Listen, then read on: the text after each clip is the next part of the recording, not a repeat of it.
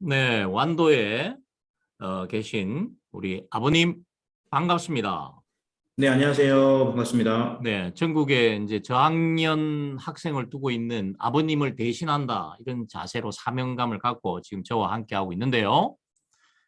자, 오늘 또 역시 초3 내용을 가지고 계속해서 이야기를 하고 있습니다. 특히 곱셈을 갖고 이야기를 하고 있는데요. 우리가 이제 병이 들어가지고 무조건 진도를 빼야 된다 뭐 이런 이야기를 많이 합니다. 그래서 네. 모두 다 이렇게 초3, 초4, 초5 예를 들어서 초3이 중1거 하고 있으면 괜찮네, 수준 되네 이렇게 이야기하고 그 애가 나중에 이제 고등학교 갔을 때 무너지면 이게 이제 일정 기간이 지나가지고 소문이 잘 전달이 안 됩니다. 네. 어떻게 생각하십니까? 참, 그 초등학교 3학년 아이가 고학년 걸 하기까지 이 아이한테 들였던 어떤 시간과 노력, 그리고 이제 비용, 돈이 있었을 텐데요. 그것들이 나중에는 오히려 아이를 망가뜨리는 어떤 그런, 시간이었던 것이고, 그것이 네. 아이한테 주는 어떤 그런, 참 이렇게 수학에 대한 부정적인 인식이 너무나 속상한 어떤 생각만 해도 속상하네요. 네. 네. 반면에 초3 때는 두각을 안 나타내다가 고학년이 돼서 두각을 나타내는 걸 보면 바로 BIC, 보이는 세계와 보이지 않는 세계의 연관짓는 힘이 크다는 걸 발견합니다. 그게 바로 생각하는 나무하고 관계가 있지 않을까 이런 생각을 음, 해보는데요. 네. BIC, 자, 수학을 통해서 우리는 네, 이 힘을 키워야 된다를 강조하는 의미로 오늘 또 토론을 하도록 하겠는데요. 대화를요. 묻겠습니다. BIC적 능력이 크지 않은 학생이 네. 책을 읽거나 수학 문제를 풀거나 또 다양한 학습을 할 때 어떤 고충이 일어날 거로 생각되십니까? 음, 우선은 연관 짓지 못하는 아이들 같은 경우는요, 공부하면 할수록 외워야 될 것들이 많고, 그 외워야 될 것들, 외우면 외울수록 기존에 있는 것들은 또 잊어버리잖아요. 네, 시간은 굉장히 많은 노력을 들여서 많은 시간과 노력을 들여서 공부하겠지만, 하지만 시험 보고 난 이후에 혹은 어떤 친구들과 그 관련된 내용에 대해서 대화를 나눴을 때, 네, 과연 그 아이가 제대로 학습되어 있는 것을 보여줄 수 있는지라는 점에서 좀 안타깝고요. 네, 연관을 지은 아이는 자기가 그 내용을 갖고 놀 것 같아요. 그러다 보면은 그 내용을 가지고 어떤 식의 어떤 식의 어떤 그런 응용 문제, 변형된 문제가 나오더라도 그 내용에 대해서 대응할 수 있는 힘이 있지 않을까. 그리고 공부도 쉽게 할 것 같은 그런 생각이 듭니다. 그러니까 그걸 우리는 이제 해석 능력이라고 그러죠. 해석 능력. 네, 네, 이 네. 해석이 안 되다 보니까 네, 바로 BIC가 강조하는 그 연관짓는 힘이 안 되면 해석이 안 되는 음, 물론 오늘 처음 듣는 분은 좀 생소할 수는 있겠습니다만은 자, 직접 소재를 보면서 그 방법으로 질문 형태를 바꾸면 애가 음, 변한다. 그 이야기 음, 시작해 보도록 하겠습니다. 네. 자, 지금 한 학생이 네, 우울한 표정을 음, 지으면서 해 오고 있습니다. 초3 학생이 이렇게 이야기합니다. 야, 이거 학년이 올라갈수록 암기할 게 점점 많아지는데 고민이 되기 시작하네. 음, 음, 왜 이렇게 초3 수학을 하고 있는 학생이 지금 이제 이 학생이 초5를 할 수도 있고 중학교도 할 수 있는데 뭔가 두려움이 시작되는데요. 네. 왜 학생들은 서서히 수학을 고학년으로 올라갈수록 과정이 두려움을 많이 갖는 경향을 보일까요? 우선 저학년 때 그 정말 아주 쉬운 거였을 때부터 네, 생각을 하고 그 내용이 어떤 내용인지 해석하는 어떤 힘, 즉 연관을 짓지 못하고 이게 부분 공부를 하다가 네, 올라가면 올라갈수록 지금 그 내용, 그 질문 자체를 해석할 수 있는 힘 자체가 떨어지다 보니까 네, 당연히 공부하는 게 힘들어지고 그 부족한 능력을 공부 양으로 채워야 되다 보니까 네, 갈수록 아이들은 공부하기가 싫어지고 그럴 것 같습니다. 네, 좋습니다. 자, 그래서 우리는 이 학생들에게 희망을 불러넣어야 되는데요. 그죠? 이왕이면 네. 대한민국의 인재, 우리가 말하는 인적 자원이 돼야 되는데요. 의미 있는. 네. 자, 그러기 위해서는 우리는 질문 형태를 바꿔야 된다. 직접 구체적으로 이야기 시작하겠습니다. 네. 자, 바로 이렇게 질문을 바꾸면 애가 드디어 이해가 되기 시작하고 그리고 그 발전된 우리가 말하는 생각하는 이 나무를 가지고 다양한 학습을 하게 되죠. 네네. 다시 말하면 전 과목에 영향을 미친다는 그런 이야기인데요. 여기에 대해서 어떻게 생각하십니까? 사실 공부라고 하는 것이 그냥 뭐 이렇게 지금은 뭐 과목이 여러 가지로 뭐 분류가 되어 있는데요. 네. 수학 안에 국어 안에서도 수학적 내용이 나올 수 있고 과학, 사회 다 나올 수 있을 것 같은데요. 네. 이게 이제 어떤 내용이든지 간에 만약에 암기하는 학습을 한다면은 과목마다 있는 어떤 그런 여러 가지 학습 내용을 외워야 되지만 하지만 연관을 짓는 힘만 생긴다면은 네. 어떤 그런 연관 지을 수 있는 어떤 그런 능력을 기반으로 해가지고 어떤 지식이 들어오든지 간에 쉽게 기존에 있는 것과 연관을 지어서 새로운 생각을 이야기할 수 있는 그런 아이다 보니까 학습을 또 나름 또 쉽게 할 수 있을 것 같아요. 네, 좋습니다. 자, 그러면 이제 질문을 바꾸면 자녀가 변한다. 이게 뭐 잘못하면 이게 뭔 소리고 이게 뭐 그냥 듣고 그냥 너무 흘려들을 수 있기 때문에 구체적인 예를 보겠습니다. 자, 우리는 40 곱하기 80을 계산하라라는 문제는 경험한 바가 있습니다. 맞나요? 네네. 근데 그 질문 형태를 바꿔봤죠. 네네. 자, 이거를 계산한 두 학생의 계산 과정을 보여주면서 답은 둘 다 3,200을 제시를 해줬습니다. 네. 그런데 첫 번째 학생을 보겠습니다. 네. 학교에서 배웠잖아요. 네. 몇십 곱하기 몇십은 앞에 있는 숫자 4와 8을 곱해서 네. 계산한 다음에 그럼 32죠. 네네. 그리고 공이 두 개니까 공 두 개를 붙이면 되니까 3,200입니다. 네네. 아주 목에 힘도 들어갑니다. 네. 자, 우리 어머님들이 이제 자가 진단 해보면 되죠. 왜 네. 3,200인지 물어보면 되겠는데요. 자, 문제는 학생 2를 보겠습니다. 네. 40 곱하기 80을 내가 어제 배운 내용과 연관짓기 위해서 여기 있는 40을 4와 10 분리를 했네요. 네, 맞습니다. 네. 80을 또 8과 10으로 분리를 했고요. 네. 그리고 곱의 성질에 의해서 마음껏 자리를 바꿔서 4 곱하기 8, 10 곱하기 10으로 해서 32 곱하기 100을 만든 다음에 3,200을 얻어내네요. 네네. 여기는 뭔가 자기의 생각을 지금 가져가려고 하는 것 같은데요. 자, 학생 3 보겠습니다. 40 곱하기 80에서 80을 분리를 했네요. 네네. 어제 한 일인 40, 몇십에다가 8을 곱한 건 요거 이전에 배웠겠네요. 네. 그놈과 연관짓기 위해서 320, 그리고 위에 10개 있으니까 3,200이다. 자, 네. 결국은 전부 3,200이 나왔는데요. 자, 그러면 학생이 되셔서 실제 한번 답을 해보시기 바랍니다. 어떤 견해를 갖게 됐나요? 네. 학생 1의 경우에는 네. 40 곱하기 80이라고 하는 것이 어떤 의미가 있는지 전혀 생각하지 않고 네. 단순히 기계적으로 48, 32, 그 다음에 40에는 0, 그 다음에 80에는 0, 두 개 붙여가지고 3,200이라고 만드는 정말 기본 아주 그냥 우리가 현재 우리 아이들 예전에 저도 많이 했던 그런 교육 방법으로 그냥 답 3,200이라고 하는 답 다 먹어서 그냥 동그라미 치고 싶은 아이, 빨리 문제를 풀고 놀고 싶은 아이의 마음이 반영되어 있는 풀이 방법 같은고요.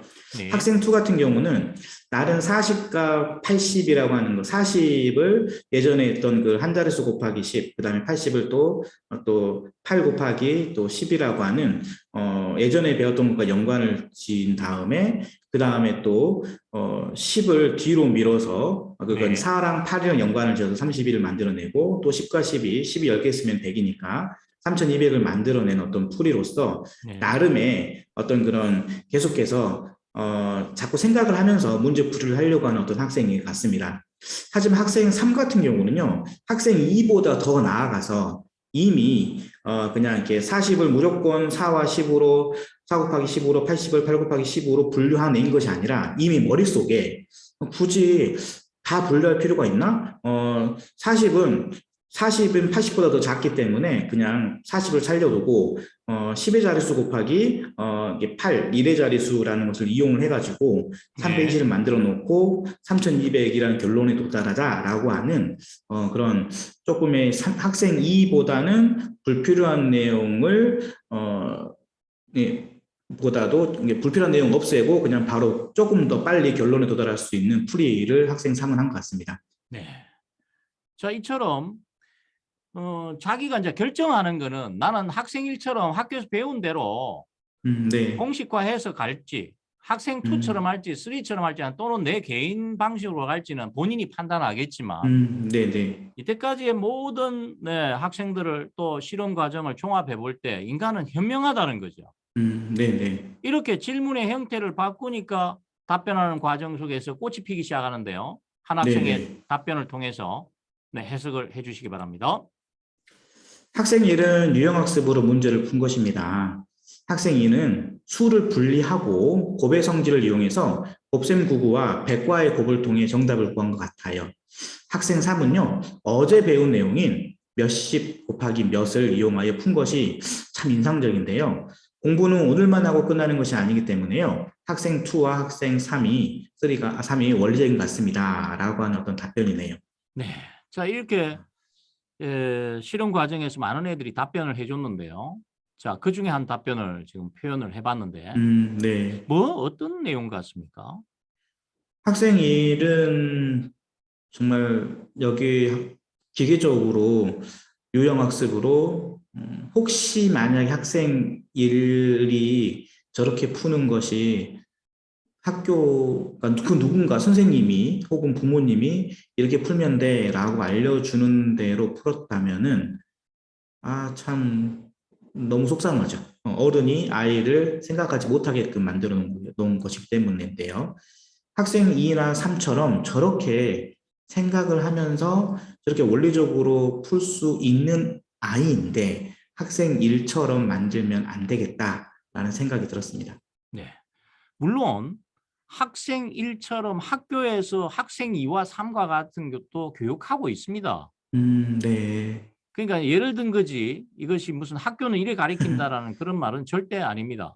네네네, 단지 맞습니다. 애들이 음. 다른 걸 다 빼먹고 선생님은 참 나름대로 원리적으로 설명을 하는데 애들은 어떻게 해버린다고요? 네. 다 필요 없고 네, 그 답만. 유형만 네. 따먹다 보니까 이게 지금 이런 문제가 나와서 여기에 표현을 한 겁니다. 학생 2와 3도 어떻게 보면은 이런 방식으로 그 누군가는 이렇게 유형으로도 할 수 있겠네요. 그렇습니다. 이 음. 자체도 왜 그런지 이유를 모른 채. 그래서 음. 우리가 지금 이 진행 방법에서는 학생이 직접 이렇게 설명을 해봐야 되잖아요. 네네. 그러니까 애우는 이 자체도 애우게 된다면 음. 이거는 이 지금 질문을 바꾼다의 취지에 맞지 않다는 이야기죠. 네, 맞습니다. 네. 네. 자, 그래서 우리는 정리하겠습니다. 질문을 바꾸면 자녀가 변한다. 음. 그 질문을 바꾼 방향이 추억을 만드는 학습이어야 되고 해석이 강해지는 그런 학습이어야 되는데 이게 도대체 뭔 말인지 종합해서 말씀해 주세요.